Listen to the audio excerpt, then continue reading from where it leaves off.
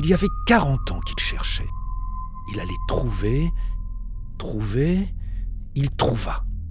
Après y avoir consacré son passé et son avenir, sa fortune et sa carrière, il venait en effet de trouver le moyen de voyager dans le temps.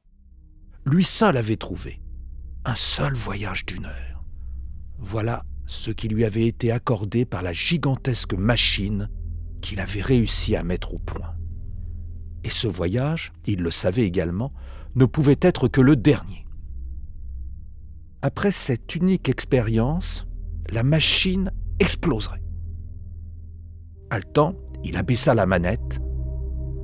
Inutile de penser à l'année dans laquelle il voulait débarquer, il n'avait pas le choix. La machine seule l'avait, et elle choisirait au hasard. Dans le passé ou dans l'avenir, il n'en savait rien. Il y eut un éclair. Le compteur marqua 1er janvier 1667. L'homme accusa une terrible déception, tant d'efforts pour débarquer dans ce siècle qu'il détestait par-dessus tout. La déception devint angoisse quand il comprit qu'il était dans une salle de théâtre, lui qui avait horreur du théâtre. Puis, comme la foudre, la stupeur le gagna, le paralysant dans une bouffée de nausée. Il était à la Comédie-Française.